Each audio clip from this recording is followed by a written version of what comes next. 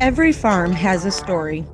When it comes to dairy farming, these stories are often only heard by the animals raised, the land stewarded, and the family that makes it all possible. Join me, Dairy Gal Val, as I interview individuals from across the dairy industry, both within the United States and across the globe, discussing topics like farm management, the food industry, ag business and technology, and most importantly, their farm story. This is the Dairy Hour Podcast. Hello, everyone, and welcome to today's episode of the Dairy Hour Podcast. I'm your host, Val Lavigne, or Dairy Gal Val, and I am joined today with Taylor Bogardus. Taylor, how are you?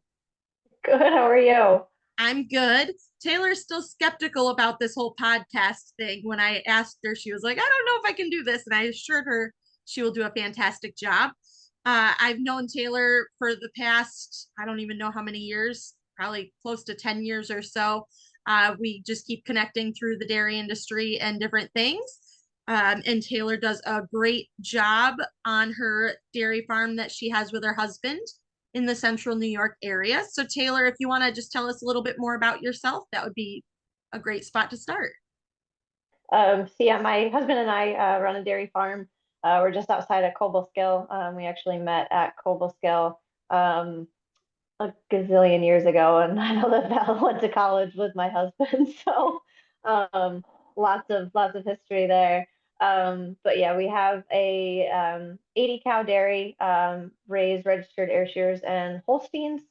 Do a lot with Ayrshire genetics and show at the everything from the local up to the international levels. And we've diversified quite a bit in the past couple of years. We added an on-farm retail store, and we do more chickens than my husband would prefer. We raise a lot of pigs and beef, and really do a lot with the genetics to diversify, and really focus on adding what we can for the farm store that we opened last year.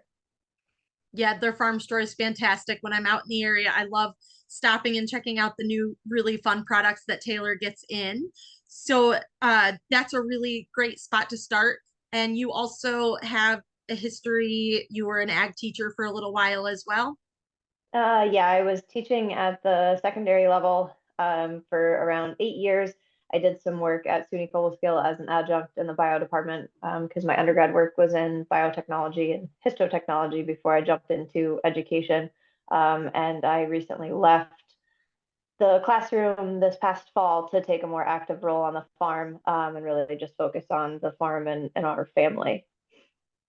Yes, because you also have a very active young daughter that I know keeps you very much on your toes. Active is one adjective. I'd go with feral. um, she's she's a character.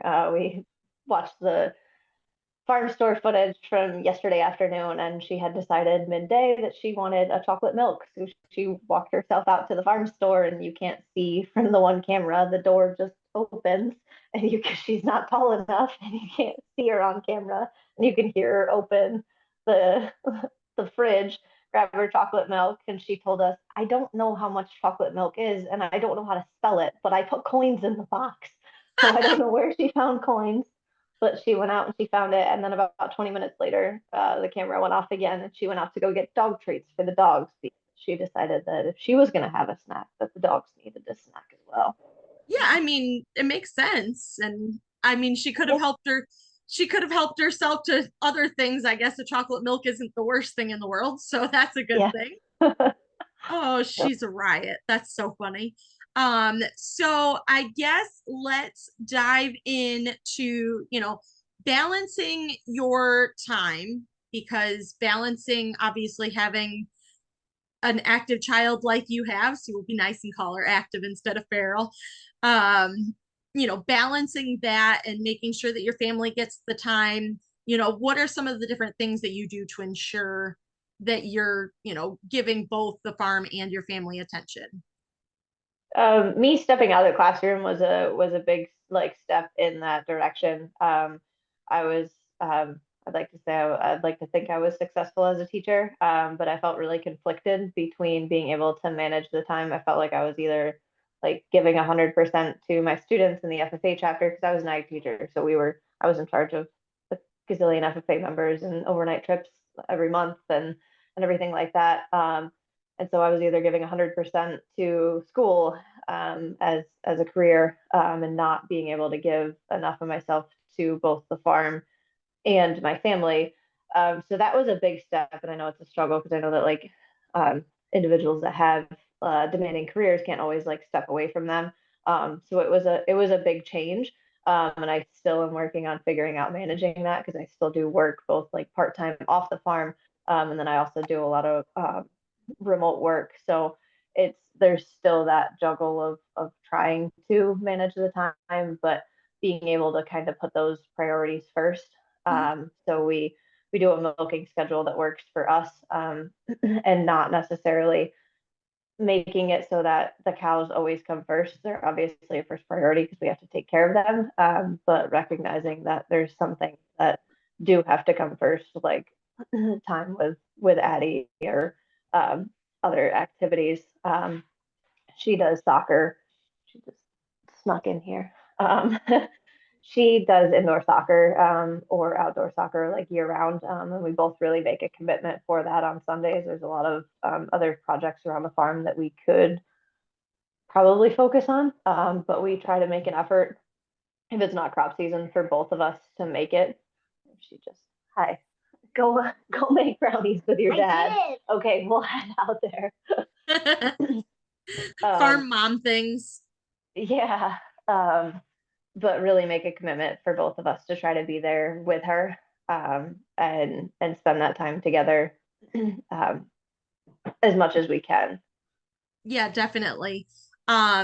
It's great to, be able to give yourself the opportunity and to have a supportive spouse in that, being able to step away from that full-time role and be able to, have a more active role on the farm and, get to spend more time with your family and things like that. So that's a really great thing. So, obviously with the stresses of family farm balance, part-time jobs, things like that, it can definitely take its toll on your mental health and all the different things. So what are some of the things that you have done? You've been really active in trying to basically manage your mental health recently, and I know you've done a really great job sharing on social media about some of the different things that you've done. So if you want to take a minute and just kind of talk about your journey with that and how you kind of came to the conclusions of where you are. So yeah, like fitness has really been a way for me to kind of focus on my mental health. It was a big mindset shift of me going from like the high achieving teacher, like the teacher of the year awards, to then like walking completely away from it. Was great because I was home. I knew it was the right decision. I knew that that's where I needed to be, but it was a huge mind shift change to go from that like go go go to then the stresses like still having the stresses of the farm and everything else, and getting into a different position um, of taking on a more casual part-time role. Right now I serve tables a couple days a week, which is a big change of saying, oh, I went to graduate school, but now I'm serving tables. I knew it was the right decision to make because I'm making the same amount of money as I was as a teacher on public Which is education sad test. for teachers It in is. general, yes.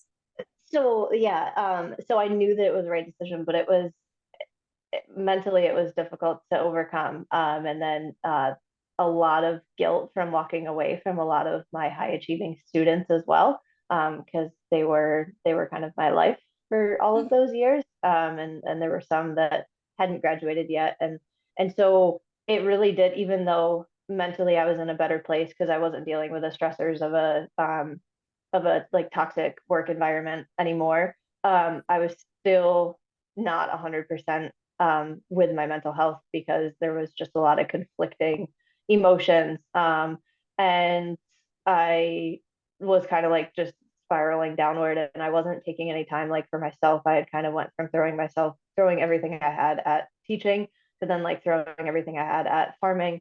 And it had been a really volatile time, as you know, because you we lost our milk market 2 weeks Yeah. after my teaching resignation was accepted by the board. So that was kind of a difficult time. And so I was able to get through the summer and the fall with the kind of the focus on, was able to direct all of my attention and kind of ignore my mental health, because we had crops, we had World Dairy Expo, we had everything else. And late fall kind of hit, and it was kind of like, all right, what am I doing? And I really wasn't happy. And I realized I wasn't doing anything for myself. I was only doing it for the farm, and was kind of making those unhealthy choices again, like I had been when I was teaching full time and putting too much effort on everyone else's needs and not my own. And so early winter decided I needed to do something for myself again. And many years ago, I used to, I won't say many, it's only been a couple of years since I've been out of like running and being active. During Mhm. COVID, I had a lot more time to be active. That was one good part of when I was home, like teaching remotely.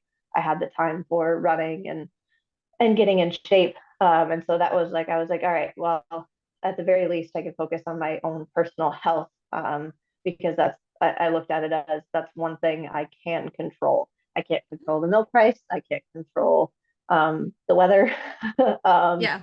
and like the crops and everything else. But one thing I can control is my is my physical health. So I I love the way that you framed that. Like, especially as a woman in agriculture, like there's a lot around us that we cannot control. And just even, you know, someone in life, like there's so many different factors around people in life that you just can't control. You can't control what other people do. You can't control what other people think. Yeah, you can't control the weather. You can't control milk prices. You can't control if the cows have a bad day. So it is really, it's like a great way to put it, like, well, what can I control and what can I do to fix that? So that's like a really great way, like how you put that. yeah, and that's I really said, all right, I if I can take this time and I can do this for myself, that's one part of my day that I'm controlling. And it really helped me kind of get back into a better mental frame of mind. Because I really like they always say that like you're never going to regret doing something for yourself afterwards, because you honestly really need it. Mhm. And so I take the time every day. I've committed to making sure that I'm doing some sort of physical activity, working out before chores. And so that for me, that's been strength training. And then said, all right, well, if I can do that, I'd really like to get back into running. I grew up in central New York, where the Boilermaker is an annual event. It's a 15K race that like everybody comes out for. And I always did it, but I never like decided to go any further. And I did a couple of 10-mile races a couple of years ago, and said I'd really like to focus on that. And so that's my one time, both the working out in the morning. Nobody's up usually, not even my husband or anything, or my child, if I can It's make me sure that I time. don't There's wake her no one up. there. Yeah, yeah. And so that's really just taking the time for me to make sure that I kind of focus and reset myself each day. Because otherwise it's easy to spiral downward into the stressors of like whatever it is. And that's what I noticed. Like it wasn't that I was okay, I was out of the classroom, but I was still feeling overwhelmed. And it's just one of like probably a personality flaw, but because I throw myself into whatever I do, I don't know how to do 90%, give 90% to something. I give I 100%. I feel you on that because yeah, we are cut from the same cloth when it comes to something like that. I'm like, well, if I'm gonna do it, I'm going all in. So Yeah, yeah, which can be really good, but it can also be kind of debilitating because then you let other things slide. we And have so to it's learn boundaries. yeah, and finding that balance. Yes, 100%. And I know that you've also done some other things, with your personal choices in life that have helped, balance that mental health as well. If you want to talk a little bit about that. Yeah, so like late fall, and it wasn't that I was like drinking too much or anything like that, but I realized that like I was turning to a glass of wine, or two, like every night. And just I was realizing like I didn't like how it made me feel, and realized that like um it wasn't supporting my goals. I Mhm. didn't like how I felt the morning after. It wasn't like I don't want it to come across as like, oh, I was like drinking myself into oblivion. It wasn't. It was just like the random glass of wine with dinner or anything else. But I just really didn't enjoy how it felt.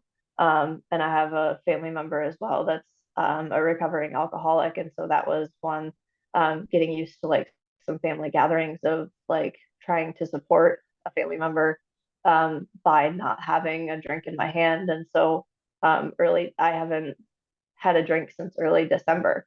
And so it's not like I'm gonna say, oh, I was an addict. No, it wasn't. And it's not that I wouldn't be opposed to like having one if we go out to eat or anything else like that. But it was really just making that mind shift of like, all right, why am I turning to that at the end of the night? And what am I Yeah. looking like? What am I trying to use it for? And how can I have like a better outlet for those emotions rather than just um, grabbing that? Um, and I started to get really annoyed, and I don't know, people may not like it, but the current culture of like mommy needs a drink, and Mhm. like the reels of like, oh well, mommy's got a Stanley Cup filled with wine at like kids soccer, and I just like I never wanted Addie to have to feel like her actions and like the daily stressors of like me being her mom made it so that I felt like I had to drink in order to deal with her. And like I just really like it was eye opening, like once you saw like how much of that culture is there of like Mhm. mom needs a drink or this is mommy juice, and and things like that. And it can all be played off as funny. And so like each their own, it's not vilifying alcohol in itself, because I know that's a big part of agriculture. Yeah. So you can't really like vilify it, but just finding a healthy balance of it. And it's just been better for me to not, and I haven't really looked for it. I drink a lot more water, um, and it's helping me in the meantime.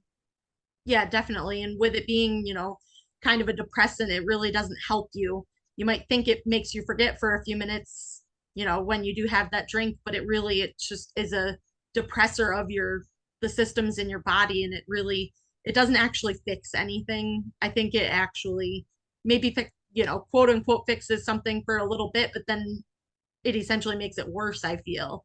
And, it's definitely not something when it becomes more of just like a special occasion thing and becomes something that you're like, oh, I don't know how I'm ever going to make it through this day. Like, I need that glass of wine or I need that, beer or something like that. And that's definitely something, especially when you are in such a high stress situation, trying to learn how to manage that stress. It definitely is something that does not help, which is it's kudos to you for seeing that before it really turned into a huge problem.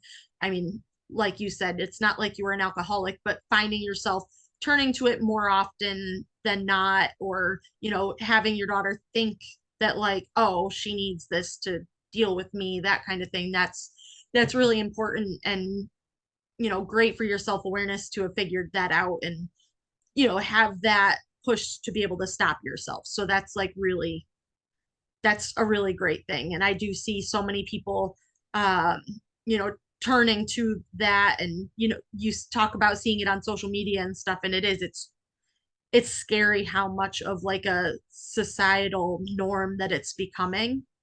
And definitely breaking the mold, I think, is a huge step forward. Yeah, and Uh, it definitely helped my sleep as well. That was one thing, because I was like, well, if I'm gonna, because with the farm, like if I'm gonna get up and I'm gonna work out before chores, that means that yeah, I'm going to bed a little bit earlier, and I need to wake up. And it really doesn't help your body systems at all. I know everybody says, oh, I have a glass of wine or a beer to help me sleep. Like in reality, like it doesn't, and you wake up feeling worse. So I don't know as if I'd be able to have the energy that I do to do the rigorous strength training every morning, if I definitely. was like kind of feeling those after effects. Oh, definitely. I, yeah, I can definitely see how that would be really detrimental to trying to get up early and get moving and make your body happy when it wakes up instead of like, ugh, what did you do to me? I Yeah, can I definitely, haven't kicked caffeine yet though, so like I don't know as if I'll ever I'll give that up. no, I, I I feel can't give like I don't caffeine. know. Some people say caffeine is just as bad as alcohol, so but I don't Yeah, know that I'll be giving that up anytime soon. no, there are certain lines and boundaries, and that is one of them right now. If there's, Yeah, I'll do anything that I possibly can before I give up my caffeine. I definitely agree. I don't know. My husband like barely ever has any caffeine, and um, I don't know how he does it. And he needs less sleep than I do, and I'm like, it makes no sense to me. yeah, Like I need 8 hours of good sleep and a good coffee in the morning. Otherwise, we're done. So I yeah. get. So how have you found your support systems through this process? What's the pushback been like? Or, opposite, what's the support been like from your family, your spouse, things like that on this journey? So me coming home to the farm was definitely like a big change. Like I always played an active role, but I had obviously been gone 5 days a week, like during the day. And so it was a big change. And in the process of me also coming home, we also decided to homeschool our daughter. So that was also like a big change of okay, it went from rush through morning chores to get to school. But like both of us get to school because she was in pre-K last year, and work for the day and then come home and she did school and everything and then do evening chores and stuff like that. So we were able to change up the schedules a little bit.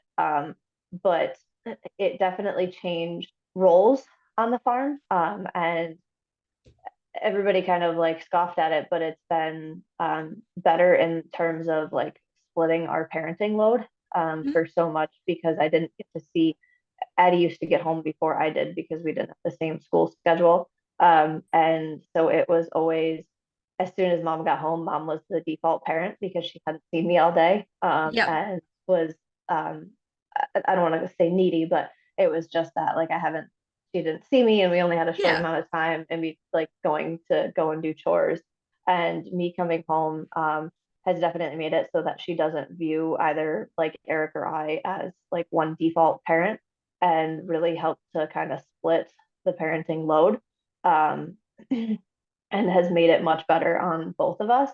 Mhm. And even through like recently with me like getting back into fitness and running and everything else, I wouldn't be able to do it like if I didn't have that supportive spouse, because obviously if I'm like today I left for a 7 mile run, and Addie can't go with me. If I do like a mile or two she can go on her bike, but that's obviously too far for her little legs.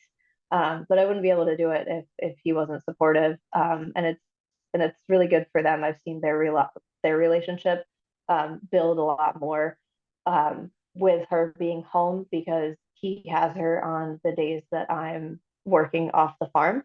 Mhm. So it was always funny. Everybody's like, "Well, who's watching Addie while you're now that you homeschool and she's home and used to work off the farm?" I'm like, nobody's watching her. Her dad is parenting her. Yes. Yes. Dad It was doesn't mind babysit blowing. his kid. He like parents his child. Amazing. Yeah. And so it was really funny.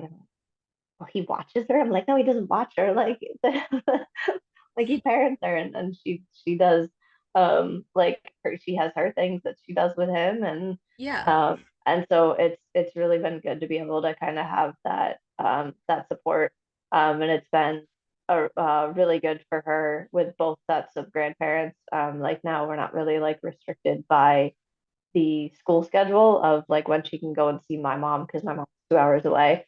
Mhm. So she goes and she'll go out to my mom's for a few days at a time.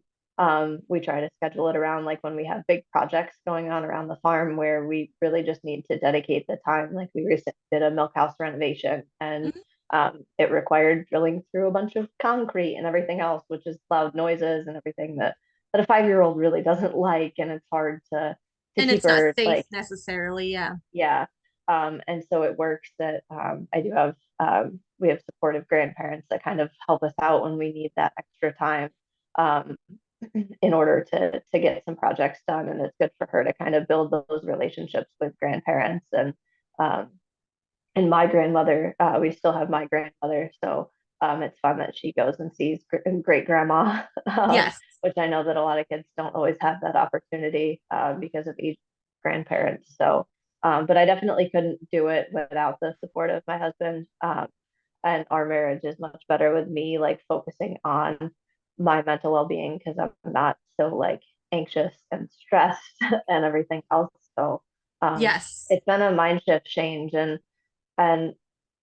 uh, it's been it's been difficult because everybody's like, oh, well, if I could just quit my full-time job. And it's like, well, I didn't like completely just quit working and like sit at home and eat bonbons all day. It's Yes. just been a shift in how I spend my time so that I'm now full-time on the farm, and I do still bring in outside income. Like I do social media marketing and work for cattle sales and things like that. So it's not that I'm not working. Like it's not like I said, oh, I'm not going to teach and I'm just going to sit at home.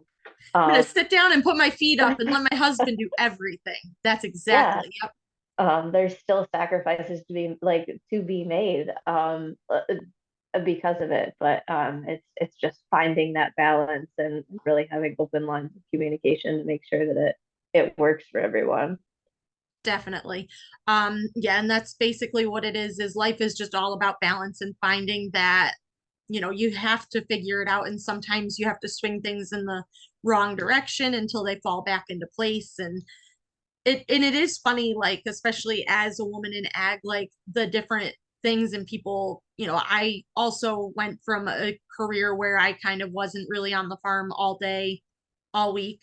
And then I did shift back to kind of being home when my twins were little. And it was people sometimes were just like, oh, so you just like sit home with the kids? And I was like, well, no, I think I work more hours than I did when I had a full-time job, but it's just different. And definitely having a supportive spouse through those transitions is, yeah, I don't know how I could have ever done it without a supportive spouse, but people do it, and I very much admire them for that, being able to do things like that. So I guess, what advice do you offer other moms, like those involved in farming or just those with busy lives, demanding occupations? How do you, like, what's your advice for them on prioritizing their mental health and finding that balance? Um, I think figuring out like what um what works best, like because I know that like for me it was like the fitness and the running and really kind of bringing a focus back to myself because I hadn't been taking that time, but really kind of like looking at like everything you do in a day, and on the flip side like what are the things that are like stressing you Mm-hmm. um and trying to come up with, all right, what out of all of these things that are stressing me and making me feel overwhelmed can I control and what can I not control? And trying to figure out like that healthy, happy balance, and realizing that like everything doesn't have to be perfect 100% of the time. Really focusing on like, all right, how can I make this work with what I have, um, in order to come up with either a better schedule or a better balance. And not focusing so much on what society's perceptions are or expectations of Mm-hmm. like what you should be doing or what you should be balancing. Like for me, like I walked away from a bunch of committee and board positions, like, and eventually I will get back to them, but like where do I want to put the value of my time is valuable, and saying I need to put some of that value back into myself, and so like saying no, that was a big one. I like never used to say no except to my husband and family, and I didn't want to say no to them as much anymore. I wanted to be able to say yes to them, and yes to myself, and not having to feel so guilty about it. Like when I did say no to specific committee positions or committee roles, or like even just doing something that like not necessarily a business return on investment, but what's the overall, and just trying to find that balance, because everybody wants to say, oh, I can't find a balance. You have to, or else you will burn out. And I was a perfect example of that. Yeah. Of like, it may seem like everything is great, as far as either like your career accolades or salary increases or anything else. You need to find what works for you, and that's going to be different for everyone. Yeah, I definitely agree as far as, even just taking a step back and looking, what brings you joy, what brings you, that sense of like fulfillment. Because if something doesn't bring you joy, if it doesn't bring you that fulfillment, then what is it doing for you? And definitely setting those boundaries so that you're not just worn thin all the time, so that you can't focus on the things that are actually important to you in life. Because you can't, if you don't get to work on those things that make you, that make you feel full, then what is the point of any of it really, if you don't have that feeling of satisfaction and you're just drawn thin all the time. Yeah, I, a lot of that is very similar between the two of us. And that's one of the things that I've also really worked hard on, is stepping back. Like, I still go all the time, but I've focused my energy more on those things that bring me fulfillment and joy, rather than just saying yes because you feel like you're obligated to. And the good people in life, they respect when you know, can't do something. And that's important. And that's also, I think, one of those things where with adult friendships and stuff like that, like, you know, having friends that you can not necessarily talk to for weeks, months on end, because you both acknowledge the fact that you're busy, but it doesn't make you like think any less of that person. So those are also, the relationships that help bring you that fulfillment, and, not people that are like, well, you haven't talked to me in a few weeks. Like, obviously I don't mean anything to you. And just finding your people is so important. Do you like have any advice for how someone would go about finding their people and finding that fulfillment? I think just, yeah, trying to find people that, because you don't want to have somebody that only has exactly 100% of the same, like, either values or expectations as you do, because like it's good to have like that, kind of finding those people that will push you. Yes. And so that's what I really think. Like, don't just have, like, there's probably awful to say, but there was mom friends of like Addie's pre-K classmates that, like, Mhm. they'd ask me to go play, and I was like, I don't want to go. Like, I'm just gonna say no. Like, here's this play. Like I knew that it was gonna be a stressor for me, and would it be cool to be like, I have 15 mom friends in this like play date group? Like, yes, I will take my kids to a play date, but I have zero. I just didn't have any desire to have like those like Mhm. artificial like relationships with that group of individuals that didn't understand like, they didn't understand the agricultural life. And so it was really good. Like, my kid gets socialization. It's not like she's the awkward homeschooled kid now, but making those choices of, making sure that I'm not just saying yes to, like, mom activities. Like, there was one that was a wine tasting night, a few weeks ago, and it was a multi-spouse one or whatever, and there's gonna be like 20 couples, and I'm like, if Def- I'm gonna, like, for me to get off the farm, it requires a lot of like planning and preparation, and especially for both of us to get off the farm, like hiring someone to milk yep. and getting chores done and everything else. I'm like, I'm gonna make those choices of how I'm like, those decisions of like when we're gonna get off the farm or anything else, on something that like we really truly want to do, not just because like it's what's expected. So I think it's Mhm. important to like find those friends that kind of like understand those values, that you have. And it can be hard for those in agriculture to do that, because you're either both so busy that you both can't, like, everybody can't leave the farm at the same time. But having that support structure of friends that you can call when you're like either having a bad day or like walking through, or just sending the snarky memes back and forth, like, can really kind of help because ag can be so socially isolating. And Yes. so, like, just really focusing on it doesn't have to be those like perfect social media perfect play dates in the park. It can be whatever you want it to look like, and what you need, and finding that, and ending, I don't want to say ending, but like distancing from relationships that don't bring you value, um, Correct. of like friends that either aren't like, it's really about like looking at your circle and figuring out like who's cheering for you.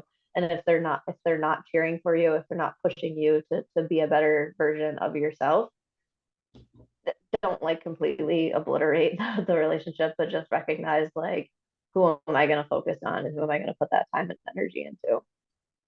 Agreed. I love the advice that you've given today. It's great, and someone who's currently living it, doing the things, that's really amazing to hear, and just hear how you've basically re-taught yourself to put yourself first. And it all just kind of goes back to one of my favorite quotes is like, you can't fill from an empty cup.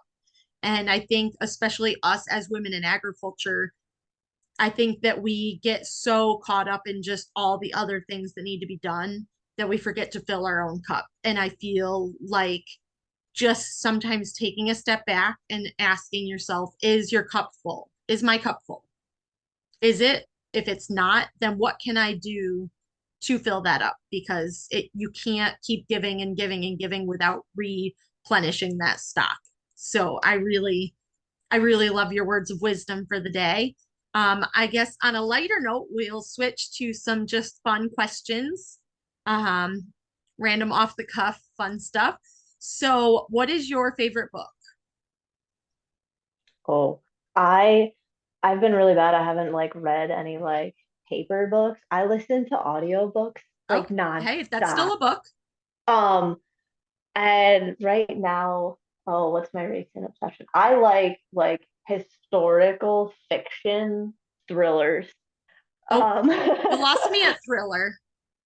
like the murder mystery kinds. Okay. And so um probably my favorite series to listen to, and that's not a historical fiction one, but I'm just like bouncing off. My mind runs like a gazillion miles an hour. But I literally listen to audiobooks like all day long, like when I'm milking. So I go through an exorbitant amount of audiobooks in a week to where I had to cancel my Audible membership because it was getting too expensive. I only do them through the Libby app through New York Public Library. Yep. But my favorite series, was probably to listen to was probably the Bosch series, by Michael Connolly, because they were all narrated by, what's his name? He has the really distinct voice, and I have to Google it now. I can't Uh, help you with that. I don't even know what series you're talking about. As a person with, well, my anxiety gets the best of me sometimes. I like the historical fiction things, but you lost me at thriller because I literally cannot. I get so absorbed into my books that I would lose my mind if I got too intense. People wouldn't be able to deal with me around here. They'd be like, "All right, you gotta get yourself together, Val, like chill." So I've been on an 1800s London novel book kick. oh wow. I started It's listening to one of those because I was really good. like out of like all of my series. Um, and, and well, my friends call me a psychopath because I listen to the audiobooks while I'm running. Like, Huh? she's like, you don't listen to like booty bumping rap, and I'm like, no, I listen to audiobooks. So Oh that my was gosh, that's that funny. was today. I listened to an audiobook for during a whole 7 mile run. And I I mean, don't know, it keeps me motivated, but whatever works for you. I mean, I don't know. Well, I couldn't go out and run for 7 miles anyways, but I don't know if audiobooks would be my first choice, but we'll go with it. Maybe, I mean, I'm a big podcaster, so I guess that's pretty similar. But yeah, I mean, I just drive and drive and drive, and I listen to my podcasts. So, yeah. um, Early bird or night owl? Um, a little bit of both. I have to convince myself not to be a night owl. I can be super productive at night, Mm. um, depending on the day. And if I have like, because I do like a lot of graphic design, if I have an ad that I need to make or like a banner, like sometimes I'm feeling like super creative, like late at night, and I will just stay up to finish it. And I think that's a byproduct of when I was teaching. That was the only time I had. Yep. But lately, because I've been sleeping so much better, I've been getting up before my alarm goes off in the morning. And like, if you would have asked me like 6 months ago if I had been like working out at 10 after 4 in the morning, like I would have looked at you like you were on crack. But um, really just shifting that mindset, I've been able to get up so much earlier, which has made me less of a night owl recently. Because you But get there and you're just exhausted. So you're like, yeah, I'm done. yeah, so we'll Yeah. see as it gets into like spring like shows and sales and things like that, and I have more like social media management and graphic design and stuff like that. I'll probably be back to the night owl stuff. But Oh dear. What is something most people don't know about you, or something that someone would be surprised to like hear about you? close people know this, but I have a condiment phobia. Oh, I'm terrified of condiments, like mayonnaise. I can't do it. Um, like it's awful working in a restaurant, like because I can't touch it, like because oh my God. I have like sensory issues, so like I can't do it.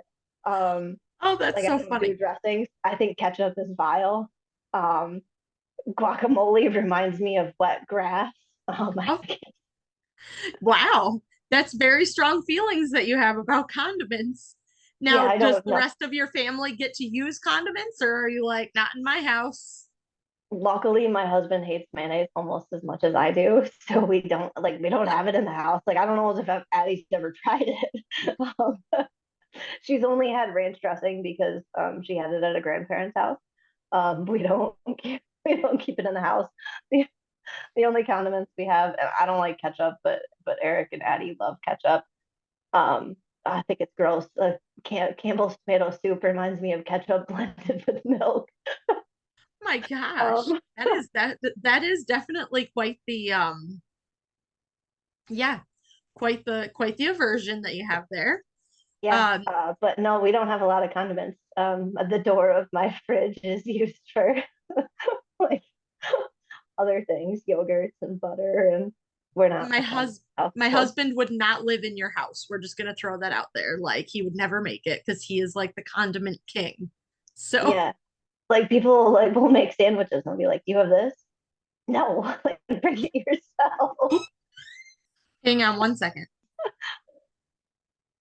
Sorry about that quick minor diversion. But yeah, so yeah, my husband would definitely not make out very good because he likes to put condiments on everything. And some of the mixtures that he does, I'm even just like, okay, that's a little odd, but we just go with it because he enjoys cooking and he does his thing. So that I just let him do his thing. Um, and then final fun question: beaches or mountains? Beaches.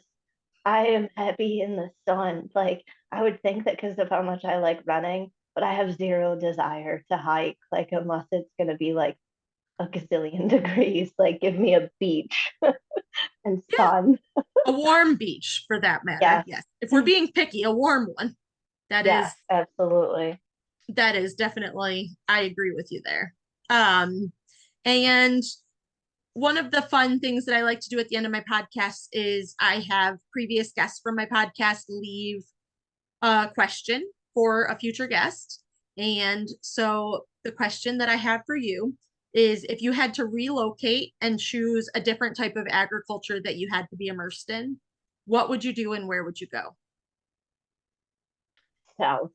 I like warmth. I grew up for first 18 years of my life in the Tug Hill Plateau, so I could do anywhere that doesn't have lake effect snow. So somewhere warm. If I had to be in a different type of agriculture, it's hard because we do so much here, like with all the diversification. Um, I don't know, because I wouldn't want to be like a full scale, like large scale crop farmer. This one's difficult because I Sorry. like, I thought no, you'd it's I okay. thought you'd have this right in the bag. No, because like, I don't know. Maybe I get sheep just to piss my husband off because we don't do sheep here. And that's like one of the animals we don't do. Um, I do all sheep and all chickens just to like That's a change from irritate him. dairy, so I guess yeah, definitely. Yeah, You wouldn't be able to go too hot. I don't know how sheep make out in like hot climates. yeah, that's true. But they do a lot of chicken in the south. But Warmer than here, at least. yeah. Agreed. Taylor, what's your one quote or, piece of advice that you have for everyone listening that you want to leave with them? Um, choose your hard.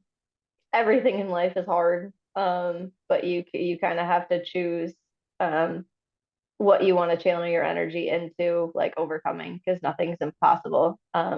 So like I hate seeing people that complain nonstop about either a life situation or what they do or anything else. Choose to do something different. We have so many opportunities at our fingertips in 2024, and life can be hard, but you have to choose what's making it hard and whether that hard is worth it, and what kind of brings you value. I So I love guess it. yeah, choose your hard. Love it, love it. If people want to follow you, where can they find you, Taylor? So my personal social media is just Taylor CM. That shows up on Facebook. I probably should do more on Instagram, but I guess I'm still one of those millennial holdouts of like that I'm not the Gen Z or Gen X Instagram, but I am on there as Cliff TCM. Our farm page is Locust Spring Farm. I've kind of moved away from Twitter or X. I haven't done that in many years since teaching, but pretty active on Facebook, mostly sharing obnoxious memes to my husband, just to see how much I can, what buttons I can push. But the farm page is pretty active with all the farm updates and things like that, and our farm store happenings. So that's Locust Farm. Awesome. Taylor, thank you so much for joining me today. I really appreciate you taking the time to chat with us about your journey. Hopefully it can inspire some ladies out there to make the changes that they need to, find that balance, find, that self-fulfillment. And I really appreciate you coming on today. So Thank you. thank you so much for listening, everyone, and we will see you next week. Thank you so much for listening to today's podcast. Please be sure to subscribe to be notified of future episodes and leave a review. You can find me on most social media platforms at Dairy Gal Val or online at dairygalval.com. Thank you so much for coming to the Dairy Hour.